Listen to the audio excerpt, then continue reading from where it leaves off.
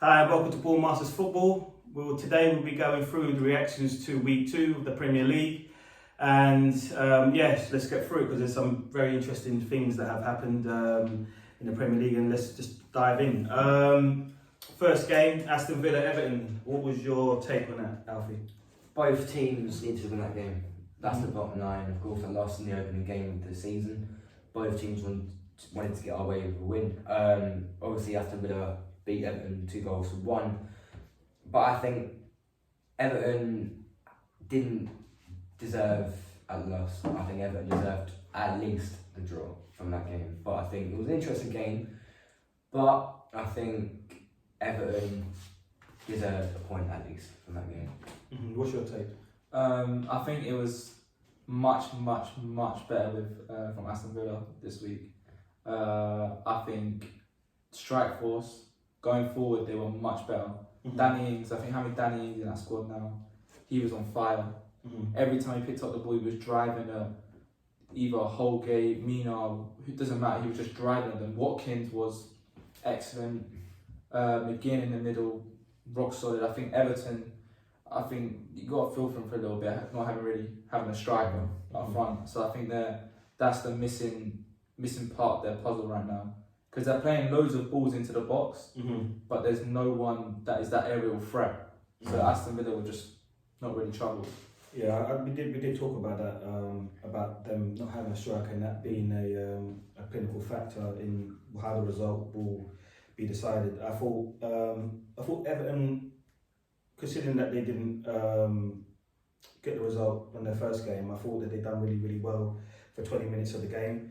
I thought Danny Ings, again, as you said, I thought he was a bright spot. I think he took his goal well.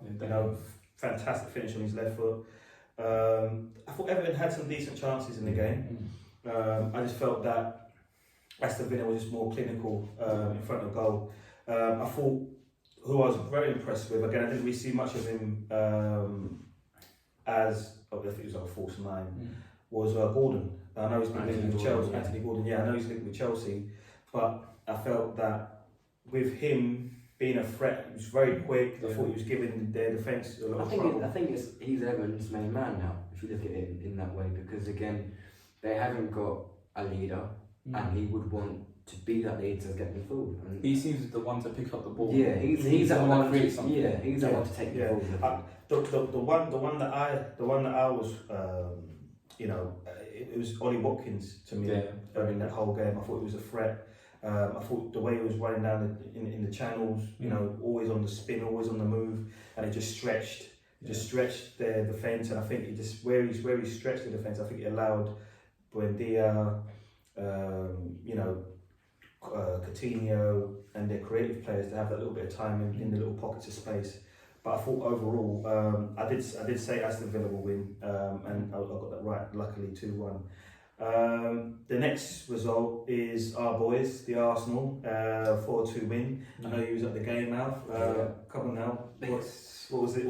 So first and foremost, was it a library? No. That place was rocking. From the first minute to the last minute, that game was rocking. I loved that game. Was one of the best games I've ever been to, and before I've been, it was loud, but it wasn't as I was at. And that team performance I saw against Leicester City was phenomenal. So, I don't know, you said that you've been there in the past. I know you went last season. Yeah. So, would you say the mood with the Arsenal fans, and I think, do you think the connection between the Arsenal fans and the players is there, where it might have been lost? Absolutely. I think you see, obviously, with All or Nothing out as well, you can see what's going on behind the scenes as well. I think the second we walked to that stadium, it felt like home again, because the fans were interacting with the players. The players at the end come over and congratulated the fans. Even when Salim scored their own goal, we didn't mind, we clapped them. It just showed how better Arsenal are this season compared to last season. Like, I went last season as well. I enjoyed it, don't get me wrong, but this season is just a massive step forward. We see now how we're doing. Good. What's your take, Kai? I think for me, all praise to Arteta. Really. He's brought the club back together. In my opinion, he's brought the whole fan base, the mood around the club. He's brought it all back together. even when we had really dark times, he's kind of brought it back. It's now a new chapter, I'd say, for us. But I think the performance versus Leicester was incredible. The 2 goals they scored were just mistakes. Nothing really came from Leicester. I think Ramsdale could have done something for that second goal. It kind of went through his legs, but is what it is. I think Martinelli was our bright spark. I mean, all praise Jesus, but Martinelli, for a defender that's priced at 100 million right now, Martinelli had him on strings the whole 90 minutes. He had him on strings the whole 90 minutes. To the point Fofana was, he got a yellow card early, didn't he? Yeah, he got a yellow card. Because of putting back. Martinelli was on it from the first kick. Martinelli was on it. I think I thought, obviously watching the game, the highlights. How good was Jesus' goal? That was. Well, the thing is, I watching it because I was right in front of us with the goal. I was at that end when he scored it, and I was like, "What?" It was exactly from that little pocket of space. It was just like, just to get that much amount of whip. Yeah. You don't see many players and just hit it top bin. I know FTV said it reminded me of Alexis Sanchez. Yeah, it did. I tell you what. If that, you know, when he headed it, and he spun Evans. If he scored that, I think if I was Brendan Rodgers, no disrespect, I would have to applaud it as well, because that was just absolute class. You don't see any strikers doing that right now. And that just shows confidence. Yeah, confidence. And I think City have let go of a really good player right now. Yeah. Something I want to get your opinion on is Leicester City goalkeeper Danny Ward. Shocking. Because what I don't know what you saw, but I was sitting in the stadium watching Leicester warm up because Leicester City warmed up with our end. The goals he let in was atrocious.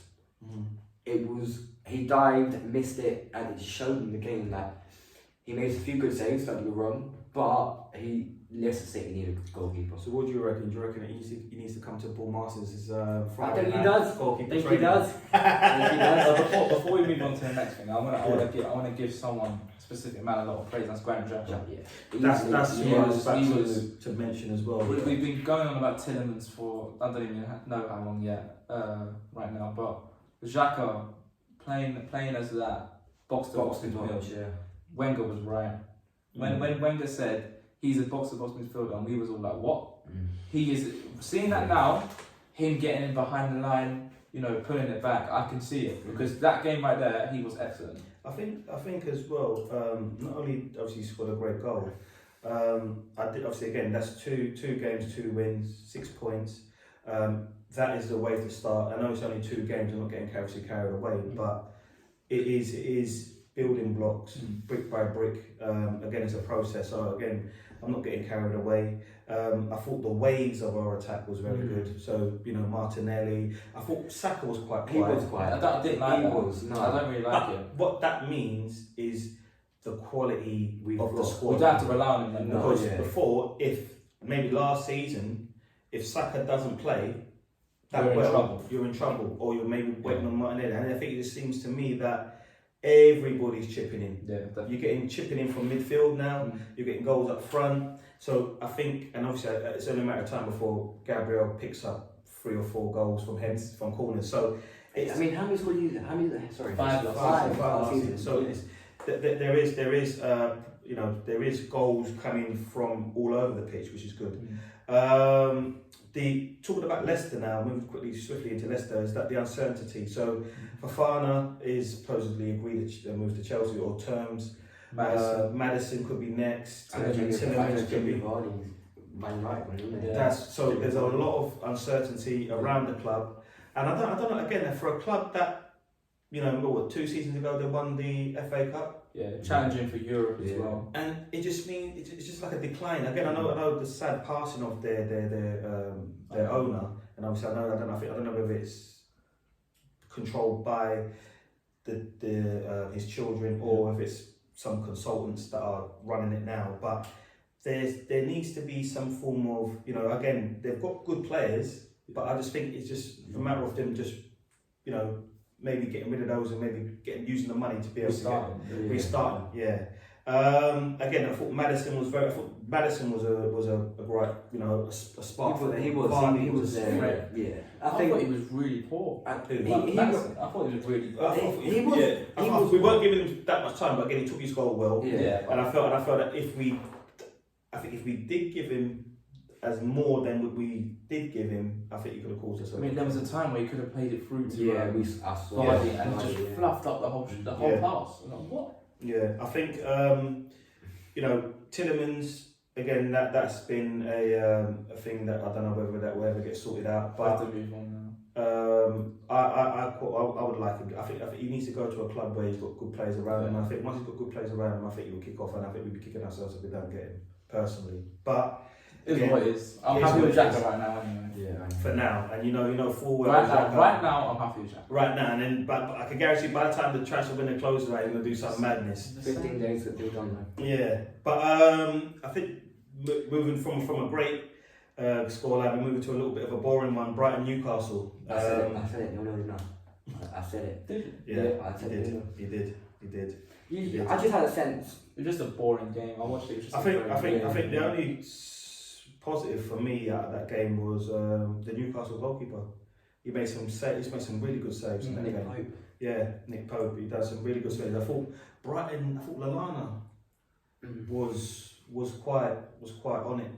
And I know he's a really talented player from obviously his time at Southampton and Liverpool, but he seems to be doing really well under Potter. I know it's just only opening 2 games, but I think you can see that there is something building that Brighton. Definitely. And obviously they're sold, so I know they're going to be using that money to bring in players. So I think they don't seem in any rush to bring in players, but what they've got so far, I think for me is really. I think Brighton have got a great future with Graham Potter. I think that's if he stays there. I think a lot of clubs will be after. Because again, he's one of the most underrated managers around. Yeah, and he might get the Indian job.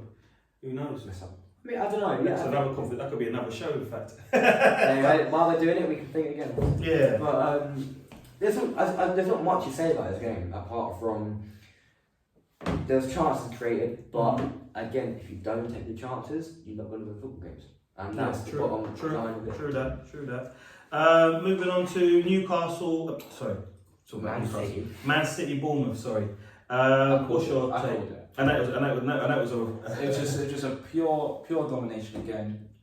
Bournemouth sat back, let Man City attack. You just can't do that. Brian.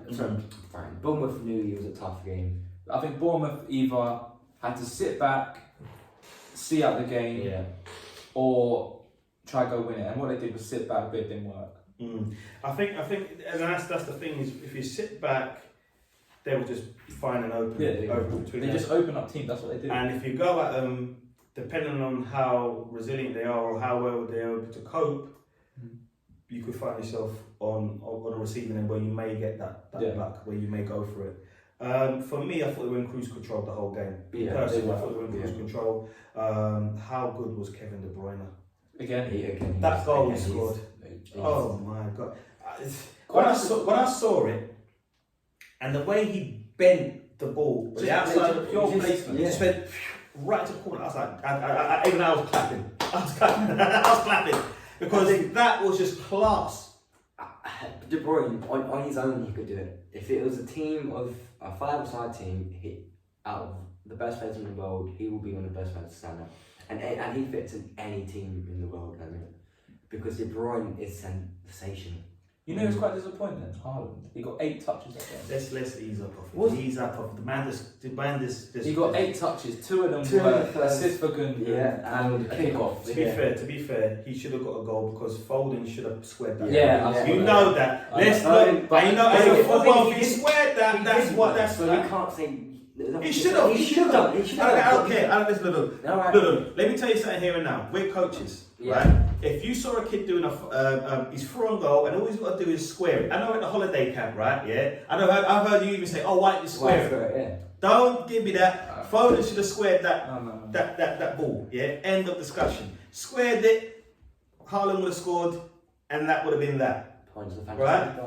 But no, even Pep said it. No, he should have squared. That's it. I think he should. I think Phil Foden knows he should go.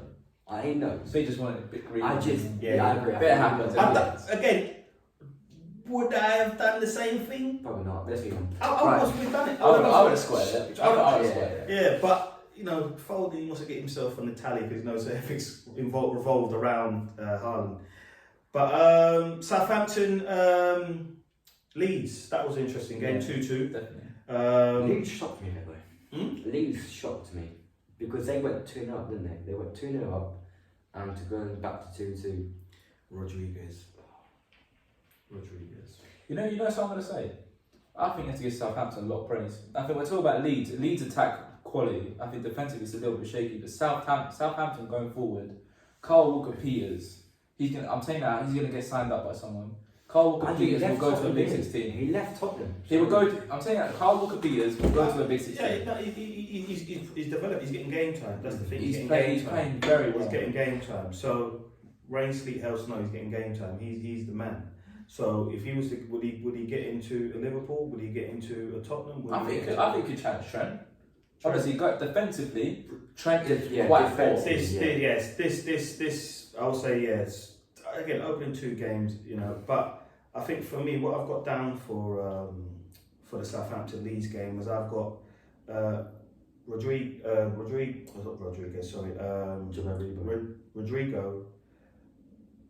Joe Aribo, sorry. He came on. It's 3 subs. You see 3 subs that came on in that game, and for me, he was the best. It was a fantastic finish that he done. A lot of confidence in that as well. I could do it in that minute of the game where I think the 3 subs for Southampton changed the game. Again, I thought Leeds. Again, I thought they deserved the 2 goals. I thought Rodrigo, for me, was the difference, and I think he's the difference right now. I think he's their Rafinha. Yeah. I think they were very lucky to find him. From I don't know whoever the recruitment was to find him, but I think he's hit the ground running. I thought, what's that now?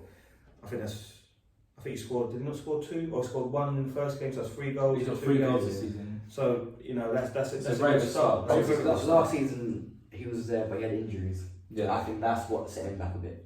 I think his confidence wasn't there last season. But you see now, without an injury, he could do these. I know that as well. I think with Rafinha gone, he's now in time to shine. You step up. You step up, or you don't step up. If you don't step up, then you're just going to find yourself on the bench. But again, I thought it was quite a enjoyable game. 4 goals for the neutral. It's got everything in there. Wolves, Fulham. I was a bit of a surprise with that one in terms of it being a 0-0. I thought it would at least, if it was going to be a draw, at least going to be some goals would be added to the game. But what's your take on it, Alfie? I didn't see much of the game, but from what I've seen, is Wolves are not the same team as they were a few seasons ago. Yeah. Because they were challenging for Europe. Nunes, isn't it? The coach previous. Yeah. Nunes. Well, I went to Tottenham. No, Nunes, sorry. Nunes, sorry. So close. Close enough. He's Nunes. So Wolves, we know, are not the same as they were last season. Yeah. I think they've got the players to do it. They do, but I just well, again, and I say that as well because again they've just signed this new midfielder, Mateus Nunes from Sporting, another Portuguese. But I think they need a concept and they need to know what they want to do because I don't think Wolves will have a good season. No. And that game, no offense to Fulham, but I think if I was a Wolves fan, I'd say it's an easy 3 months. Although Fulham were great on the opening day, I just don't think Fulham would have coped. But I think Wolves lost it. Wolves have lost a deadly 2 points. To be honest with you, we should be sitting here talking about Fulham winning the game. Mr. Penny, Mitrovic, and then he has the cheek to go and tip someone. Yeah. He should have been sent off. That's just my opinion. You don't bring your head to someone's, and then you actually bring it to the person's face. You've tripped him up deliberately, and then when he's reacted, like what's going on, you don't like it. You don't like it, and I just felt to me, it's like, is that a frustration? But I just felt he didn't need to do that. You miss your penalty, okay. You don't need to then go and try and foul someone because of your frustration, because that could have really have hurt the other person. I think he should have been sent off, for me personally. But again, I thought overall, I was quite happy. I thought it was an entertaining game. Yeah. I thought again, Mitrovic missed a pen, and again they've ended up only having taken away a point when they could have took 3 points. I mean, already Fulham have had 2 penalties, one against Liverpool, Of course. which he packed away, one against Wolves, which he didn't. So Yeah. I think it's going to be Fulham will get more. Don't get me wrong, and Mitrovic needs just to start being confident in himself, like he did. Well, again, it's only the second game. You know, you had Van Dijk on toast there. You know what I mean? So I'm not. He's setting him all over the place. So I'm not really thinking that. Okay, he's missed a penalty and his head's going to drop. I think the coach is going to, you know, remind him that, you know, look what you've done, the great things you've done in the first game. And I think someone was talking to one of the Fulham fans today, and they were saying that I think he scored 8 last year. He scored 8 goals. Well, when they were back in the Premier League, sorry. So I know that his Premier League record isn't the best. However, you know, he went a good way about it by you know, playing well against Liverpool, and obviously he missed a penalty. All strikers or whoever takes penalties a lot. It happens. You just got to put it behind you. Yeah, let's speak of someone that misses penalties a lot, Kyle. Sorry, I had to throw a little dig in. But yeah, Brentford, Man United, 4-0. Jesus. I don't know Wow. how to start. I was shocked. I think obviously again we already gave our thoughts on Manchester United as a club, and from yesterday, Yeah. that's out as well. So have a look at that. I put some faith in United by saying a draw, but I mean, the game was over within 35 minutes. The team itself is just no confidence whatsoever. I don't understand the game plan either. No. Having Eriksen drop as that defensive midfielder to take the ball, release it, just doesn't work. In my opinion. I think what I don't know whether it was mainly his starting position, and then Fred would just be the one where you may play 4-1-4-1. But it doesn't make no sense. know. Why play the ball out when someone's right behind you? I don't know. It doesn't make no Again, sense. it was very baffling. Again, I know we spoke more in depth about that and the position of Eriksen, which again was a bit of a head stretcher. But let's hear from Alfie's thoughts before we go into It's hard. It's not a hard one to talk about, but it is in a way. Brentford obviously wanted it more. De Gea, I don't know what he was thinking. I need to about Eriksen, his position. Excuse me, 8. I don't get how Dalot gets in that team. Yeah, I don't understand. I personally, for me, Aaron Wan-Bissaka will be a better right back than him. To be more of a fighter. He's more of a defensive. He'll track back. He'll go forward and track back. And I just don't get Ronaldo. His attitude. He loses the ball, he just cries. That's it. And it's stunk. It does, because I don't know if you saw it, but he just walked straight past Eric Ten Hag, sorry. And then in the game, it's just like he didn't want it. He just walks He around. just walks around. And it's perfect. And when I think of Man United, I think of Alex Ferguson, Man United, that prime Manchester United. But this Manchester United, I'm sorry, yes, it's going to be a rebuild. Yes, there'll need time, but I don't know what's going on. I honestly do not. I think just move away from United and just play Brentford at this point. Yeah, Brentford. I think that's what I was about to say, is that the way Brentford pressed 14 kilometres more they ran. Yeah, that's the why- way That's that a they- lot of running. The way that they pressed, for me, they got their goals from the press. The last one, which I thought was a fantastic finish, which was the counter attack from a corner. Just one ball. That through ball from Tony. Oh my God! Okay. That's saucy. That was saucy. And I told you about Tony. You know what I mean. But anyway, let's there.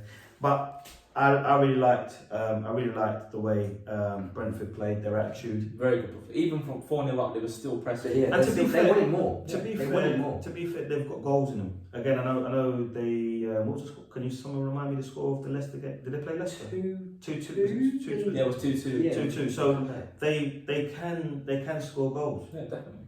That's 6 goals in 2 games. 6 goals in 2 games. So Very good. you know, that's what I'm trying to say, is that they've, you know, and again, Leicester playing Leicester and Man United as well. It's not. Didn't you say Brentford will finish below the table? Yeah, I did actually. I said below Brentford will finish in like the bottom 5, so I think losing Eriksen is a big thing. Yeah. But it's obviously proven wrong. It's proven now that it's then I'll take it back. Yeah. I'll take it back. Whoa. I want to say take Yeah, it back. that's not- Yeah, that's not- yeah. I'm taking it back already. Two Right now, I'm taking it back. It's 2 games, Not bro. before, It's I'm 2 taking it games. back. 2 I'm taking games. it back. Don't start switching them like that. But I thought De Gea's pass to a player that's marked Shocking. That was crazy. I just think you're a professional, Experience. Experience. The amount of experience that man has. Yeah. I thought that again as before the 4th goal. I thought Jansen.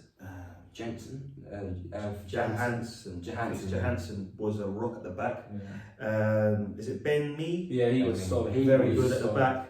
I thought the wing backs as well had speed. Josh Da Silva was solid. Oh, Josh Da Silva was unreal. He's underrated. He is. And that's what I say. For me, I'm intrigued. I don't know. Obviously, I imagine we'll on the next show we'll be able to find out who they're playing this coming weekend. But I think if I was a team, obviously a team coming up against Brentford, their confidence must be high. The confidence is going to be massively high. We saw it last season. Obviously, when we played him, we lost 2-0. We were shocked. I think everyone was shocked. But I just think how Brentford were against Manchester United, forget about us losing to them. You got battered by them. I'm sorry, you did. Yeah. Moving on to our next game, which is Nottingham Forest and West Ham, which to me was a very surprising one. Even though I predicted Nottingham Forest to win, I was surprised in the fact that again West Ham, again it's another loss. Yeah. So it's not really a way to prepare for the season. So yeah, what's your take on it, Kyle? I think from West Ham is not the best of performances. I mean, Ben Rama I think was really good. Ben Rama, he was all over the place, hit the bar, a couple of times, bit unlucky. But all praise to Nottingham Forest. The first home game of the season, the place was rocking. Yeah, I did say that. Jesse Lingard, quite surprised with Jesse Lingard. He was linking up play. Their striker, their Nigerian striker, I can't remember his name, but he was causing havoc at the back for West Ham. He was all over the place, throwing himself in front of the ball, trying to win everything, and he got his goal. At the back, solid. They were Niakate, that's his name, Niakate, a French centre back. He was causing Antonio problems. Antonio couldn't get on the ball because of him. And I like the press and the intensity from Nottingham Forest. I think that as I said, with those sort of teams, you have to win your home games. You have to win your home games, and you have to make it very difficult for teams when they're coming to, whether that be again Brentford, a Nottingham Forest, a Brighton, or a Southampton. That when you come, it's going to make it or even Palace. Sorry, it's going to be making it very difficult for you to get 3 points. And we're going to be, the crowd's going to be behind them. The aggression in the press. Competing for the balls, and I just feel that was a game where, and again, we all firsthand saw it in the FA Cup against Arsenal, the way that they done really well, and I thought they deserved winners of that game. But definitely, I think Nottingham Forest. I think West Ham were unlucky, as you said, Kai, the bar a few times and that. But I think you've got to praise Dean Henderson. Yeah, what say? You've got to praise him. I'm sorry, the way he saved that. It was. Talk about the Rice penalty. Yeah, the Rice penalty. Yeah. I'm sorry. It just showed you that's the keeper Manchester United need. Yeah. I'm sorry. Well, forget about it for a minute. His distribution as well was very good, actually. It was, and people underestimate Dean Henderson, and he won a game from Manchester United, of course, but going to Nottingham Forest, I think it's going to be a huge one. It's going to give him game time. He's going to get game time. He's going to be able to establish himself. I think he's going to give Ramsdale a run for his money for the England number one. Even Pickford. And even Pope. Yeah. Again, challenge them all, really. Yeah, so I think there's a lot of competition for it. What I thought as well is the way that Steve Cooper has been able to adjust to it. I like the fact that West Ham obviously didn't drop points. I know they were quite close to us in the I mean, they had a goal disallowed, which I personally think it should be disallowed. What, when Antonio pushed? I don't know, I think that's disallowed. You can't just go up to the guy and push him can't. over. You can't. It's like, no, it's like, Yeah. But I know you can't let that go. In my opinion. Now let's get on to the. Well, I don't know whether it was getting around to the if it was a boxing match or whether it was going to be a MMA fight between the coaches or if it was just a game of football, a London derby. That's what I call a London derby. That just took everything away from how much of a great game it was. To be honest, I don't know. Give us your take, Kyle, on how the game. I think from the first, I've said this for a few games, but from the first minute, intensity was especially for Chelsea, was high. Everyone was pressing. I think there was a time where Chelsea had about 75% possession. They were dominating that game. I think Spurs, they didn't do much. All they did was sit back. Yeah. They sat back the whole game. They waited for Chelsea to press. As soon as they closed it down, they just hoofed it out. They didn't really have a game plan, in my opinion. I think just relied on the counter attacks. I think Chelsea were absolutely robbed that game. I think they were just robbed very bad. Anthony Taylor again. I think he has something against Chelsea. He definitely has something against Chelsea. It's funny because as a neutral, both London clubs, I couldn't care. No, but you've got to have a realisation. Anthony Taylor against Chelsea a few times has FA Cup final with us. And do you know what? Even against Manchester United, with that kick on Batshuayi. Oh, Maguire. Yeah. Excuse me? Yeah. Hey? I don't understand how you can pull someone's hair. Yeah. It goes to VAR and the VAR But don't that's see not it. VAR for you though. But I don't understand. The thing is, from the angle what I saw in the video that you sent me, the ref saw it. It's in his eye line. Yeah. So you literally see it. I saw a thing on TikTok that the referee moved his body position to focus on when the ball come over from the corner. But if it's gone to VAR, and VAR should be calling that should be a red card and the goal should be disallowed. Because I'm sorry, yes, there's overall about hairpin, but you're denying. You're pretty much. You're giving yourself a competitive advantage. Yeah, you do, and it's annoying because Chelsea were robbed. Tottenham, as you said, Kyle, didn't create. They just sat back, no game plan, and it was a classic London derby. Yeah. And the managers, I don't even speak as well. Managers as well. I think they kind of distracted the game. Look, Yeah. I like that a lot. I think you know, there is obviously I know Conte being a former Chelsea manager, winning the league with them. Obviously Tuchel's, Champions League winner. I think there was a little bit of a rivalry there. That's the first time I've ever seen them interact in that manner. Especially Tuchel. I've never seen Tuchel. No, and I think sometimes, and it just goes to show is that we're human, and when you're fixed in the game, sometimes your emotions can spill out. Yeah. And did you see Conte's story? Yeah. Sorry. Yeah. But I just think things like that. Again, it's just when you look back on it, it's a laughable moment. Yeah. But unfortunately, I don't know. Again, we'll have to on the next show when we do our top 6 predictions, the Premier League predictions. Sorry, we can then look at because they're going to be missing that game. Chelsea's going to be missing that game. Chelsea was Leeds as well, and it's a tough place Leeds. to go. It's a tough. So without Tuchel and obviously Spurs are going. Wolves. Yeah, that's it. Wolves. But again, there's no coach. No. So again, in their case, they could be thinking, well, they could be there for the taking as such. And again, they may laugh about it now, but if they lose come the next game, they're going to be laughing there. So it's like one of them ones where, well, I get the argy-bargy stuff, coaches coming in and, splitting them up, but I just thought that it was all a little bit over dramatic. I like it, but again, I think it's just the coaches defending themselves. You want your team to win, they want their team to win. It's going to happen. I get that. I mean, in terms of like shaking of the hands, that's it's like it's a bit pathetic from Conte. It's like a bit pathetic. Like just shake it. Just shake hands and move on. Yeah. And it's unnecessary. But again, you took a point. That's it. You shake hands. You move on. But yeah. Liverpool Palace last game, which is again that was I thought was quite interesting. Liverpool Palace. What's your thoughts on that game? I've got a couple of things to say about this one. Nunez let his team down. Sorry? Nunez let his team down. Yeah. I think Crystal Palace deserved a point or could have pushed for 3 points. Virgil van Dijk was questionable at the back of the goal. Zaha, what a goal that was. And the ball from Eze just playing through, it's great. Mm. And from Zaha to get that shot off from that angle with arguably one of the best goalkeepers in the world or in the league, it's tough. And full praise goes to Patrick Vieira and Zaha. Yeah. That's all I can say. Yeah. I think pretty much the same That's as quite that. quick for now for you. Thank you very much. I think Well done, mate. Liverpool were let down by Nunez. I think as soon as he got sent off, the whole game plan had to change.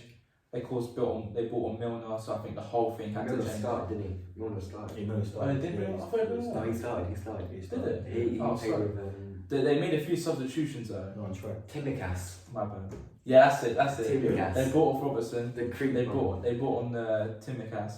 But I think you have to give a lot of praise to Crystal Palace. I think Eze, I say Lukaku will Peters, but I think Eze will get signed up by a top 6 club. And I feel like it's going to be Spurs. I feel like Spurs are the type of club to go for Eze. Yeah. I think for me, I was watching a video on Twitter with the defender Anderson, Yeah. and he caused us trouble with his long balls, his diagonal passes. I just think for me, I liked the fact that he was just getting on his nerves. You know, nudging him. He knew what he was him. doing. Yeah. He knew what He he was just knew, doing. and you can see as it's going on, and the more he's putting the tackles in, and he's just being a little bit more like nudging. Everything's just showing that he's about, and showing his presence to Nunez. yeah, and he was doing it a little bit more in a Ruthless in a ruthless manner. You know, just winding him up, and I think that's when he just lashed out. And again, I thought, to be honest with you, did he remember the name of the defender's name? Sorry, again. Anderson. Sorry, I thought it was Jensen. Anderson.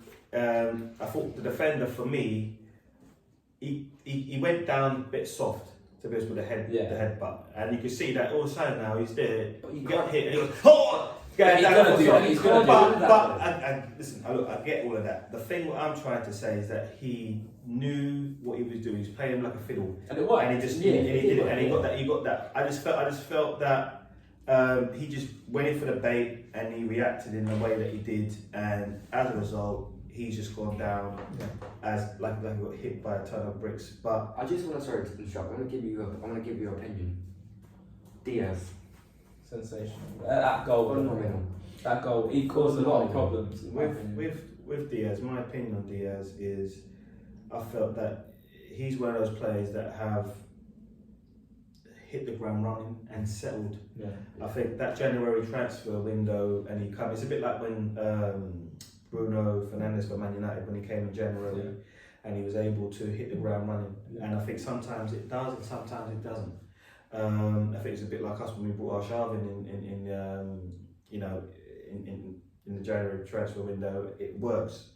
I just think some players, unfortunately, can't. It takes them a little bit longer, and I think he just settled quite well. And you're seeing all the reaping all the benefits from that. I think his attitude as well. It just shows him his desire to score goals. He was unlucky. Without Mane, he's going to be their main man. But this is the thing, you see. This is what I'm trying to say to you, is that when a star leaves, the club, it's then upon the others to step up. It's like a Bamian. Yeah. So when a Bamian left, you're then looking at it. Saka to step up. Well, Saka was stepping up anyway. Lacazette to step up, but it didn't work. But that's what I'm trying to say. Eddie extends down to you. Yeah. Eddie, step up. All the others need to step up. We obviously our goal drought's gone now. Our goal machine's gone now. Even though you weren't scoring prior to that, you need goals from somewhere else. And sometimes sometimes it's a motivation for everybody else in a positive way to go. Now we need to step up. Now we're gonna have to start chipping in. And I just felt that for me with the Mane situation, I think Diaz, Jota, Firmino, Salah are all going to have to start stepping up. Nunez is going to have to see the price tag alone is a pressure in itself. So he's going to know. He knows full well that he's going to have to, stay on the pitch. Let alone he knows he's messed up. He knows. Yeah. I think he knew from when he knew when he headbutted the guy, he turned around and he saw the ref. He knew. Yeah, he knew. I thought Jamie Carragher and Gary Neville say they've all done it before. You don't know what you're thinking on the pitch, and when you leave the pitch, you're like, oh wait, what have I done? Well, yes, It's just and like- also, that is a culture shock because maybe he's not used to that playing in the Portuguese league. Maybe they don't have a defender that's going to be, harassing you, getting in your head. But surely he's got to do some research in the Premier League because he's seen it and we've seen it before. We have seen it. Yeah. Maybe, but we don't necessarily know what research he's been provided with. He doesn't say, oh yeah, these guys here. It's not necessarily that you're going to be playing against Virgil van Dijk every single week, even though you train with him. So in some regards, you could be thinking to yourself, well, I'm not used to that. Yeah. And not only that as well, this guy's nudging me. He's going in rough, pushing me in the back, even though when I release the ball, They want now you he's to lose your coming. head. That's basically. They want you to lose your You've head. lost your head. You're off the game now. Patrick Vieira and his head going, yes, well done, mate, well done, as you see him walking off. But again, it happens. It's like with Vardy trying to dive. People just do things to try and get the upper hand. That's it, and they just got the upper hand on Liverpool in that situation. Now, will he now learn from that? He has to. He has to, because now he knows what to expect. Because not only that as well, other defenders will see that and go, you know what? All I've got to do is get at him, get right underneath him, and he's going to snap. It could be in an FA Cup game against some lower league teams. They're going to be right up underneath him. Yeah. So I mean, they want to go far in the competition. We've seen it. yeah, They want to go. They want to win it. yeah. So so that's it, guys. Is there anything you want to add? Anything you want to add? I just want to send a big shout out to our again holiday camp guys. Obviously, I know you guys subscribe. We do appreciate it. One thing I want to add as well is that we will be possibly doing some watch-alongs, possibly over the coming months. We'll be looking to do some watch-alongs. So again, if you guys can join us on those watch-alongs, that'd be much appreciated. Please do comment as well. We want to know your thoughts and what you thought how your team went on in the fixtures, in the results wise, in terms of are you happy with your team's performance. But yeah, again, guys, thank you for watching. Please do like and subscribe. Well done, Alf. Thank you. And yeah, I'm see you on the next show. I'm on track. What's that, sorry? I'm on track. You're on track. Well done for a change. Thank you. See you later, guys. Bye.